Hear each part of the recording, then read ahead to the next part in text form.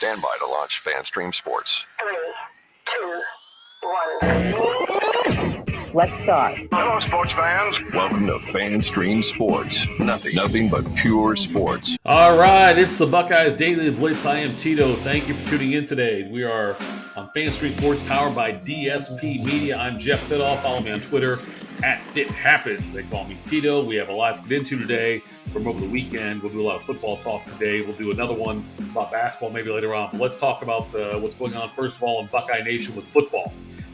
Let's see. We'll back up a little bit. We will talk about Brian Hartline, the Ohio State offensive coordinator, was involved in an ATV accident on his property just north of Columbus in Delaware, Lewis Center area.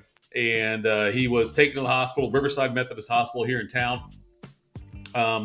Injuries are not considered to be serious. He's okay. Was released on Monday, but waiting on more news on it. There is reports that there may have been alcohol involved, but Brian Hartline, the offensive coordinator, wide receiver, recruiting extraordinaire for Ohio State, was involved in that on Sunday night. It actually was probably Monday morning, I think it might have been. Anyway, no, Sunday night is what happened, and then he has been released though since then. So he is back out of the hospital now, but no comment yet from Ryan Day or Ohio State, but that's where we're at with Brian Hartline. Spring game on Saturday, over 75,000 fans. More than 75,000 showed up at the Horseshoe for Ohio State for their annual spring game. And they had I talked about another podcast before this, but it was an offense versus defense. So the defense was gray, the offense was scarlet, and the defense had ways of scoring based on if they got a turnover, or 3 and out, forced a punt, whatever it was. But the final score was all said and done was the defense 40, the offense 31. So gray 40, scarlet 31. Offense looked off, didn't look great. Devin Brown wasn't in there at all to play for Ohio State, the other quarterback competing with Kyle McCord really for the starting job. McCord had some moments where he looked great, other moments he did not. The first part of the scrimmage was what they call thud, which is where it's not tackle. If a guy gets hit and held up, it's like the refs blow the whistle. So it was hard to get much going running game wise, because you couldn't really break tackles that much, and the quarterbacks weren't running because they couldn't be hit. So it was a bit of a vanilla offense that Ohio State was running out there, not like they would run in a real game. That part, I think, also hurt things. The offensive line did not look great.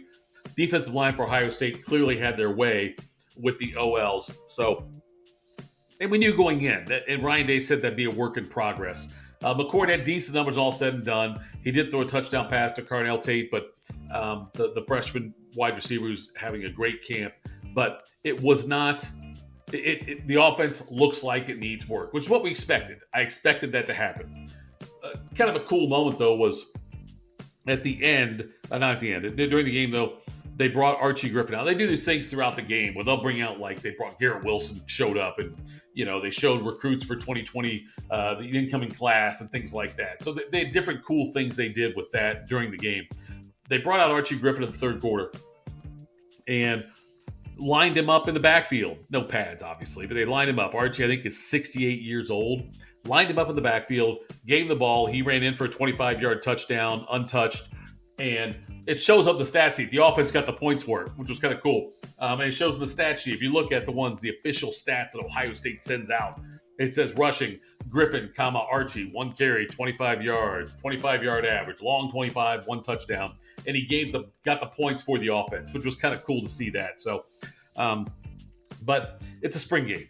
You're not going to see a lot anyway, and you're not going to learn too much about it. There's been great quarterbacks for Ohio State who had bad spring games before they were great during the season.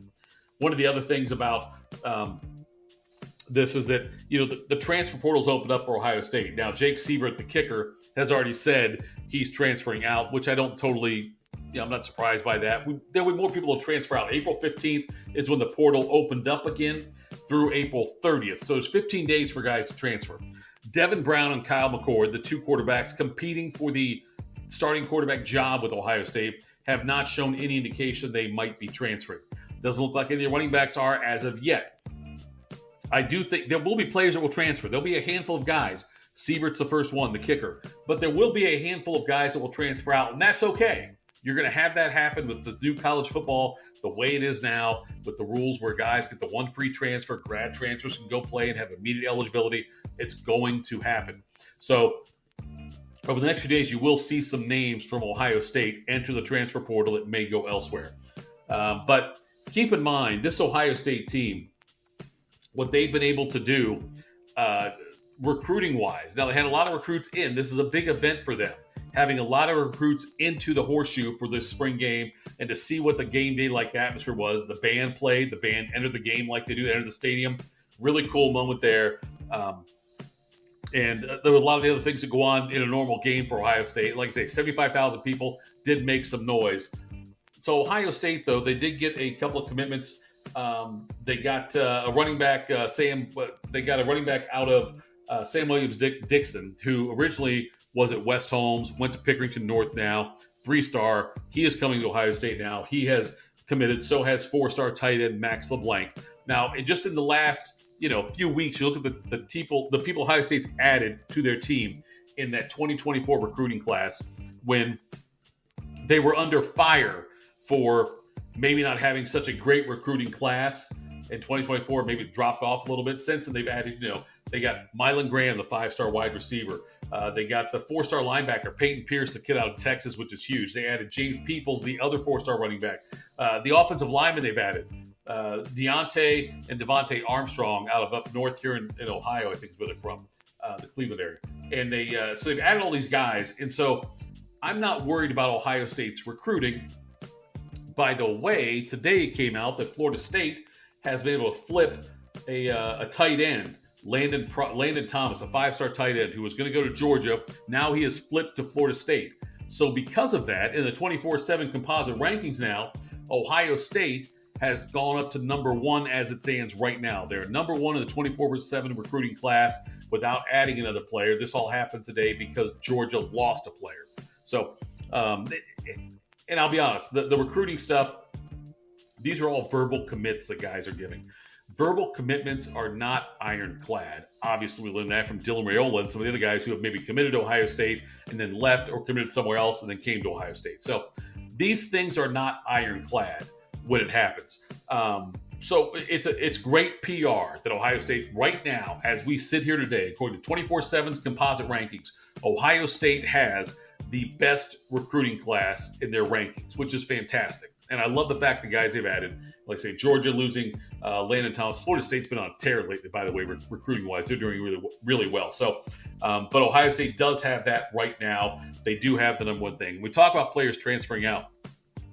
And I've made mention of this before about how, a lot of the times when guys leave Ohio State, they don't end up going out and excelling. Now, it has happened with Joe Burrow, right?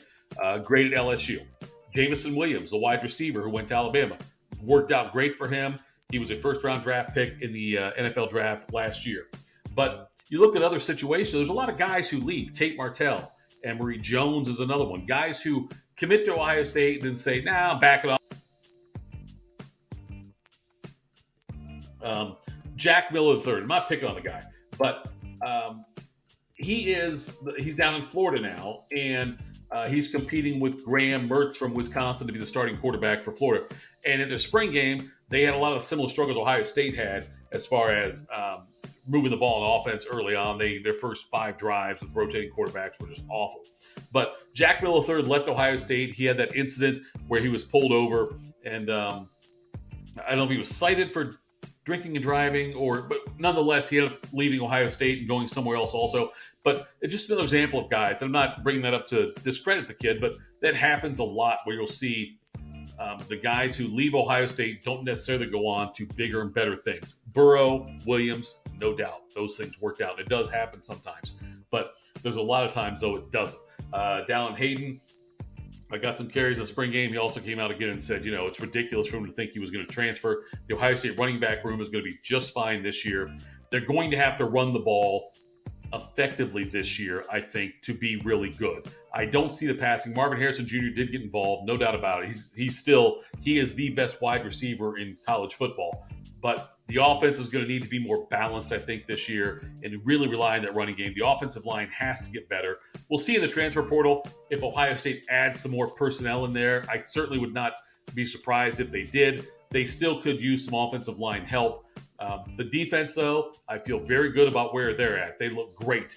And last practice now, so now they get a little bit of a break before they come back, start getting ready for the season.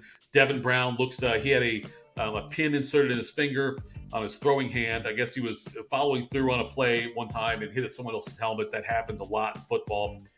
Had to have a pin put in there. He should be fine, though, to throw very soon, they said. No big injuries coming out of the spring game. But we'll keep an eye on Transporter. We'll keep you locked in, keep you posted on that, what goes on with that. But this has been the Buckeye Blitz, again, by FanStream Sports and powered by DSP Media. Follow me on Twitter, @FitHappens, and we will talk to you soon. Listen, like, subscribe, all that stuff. Great talking to you. Have a good night.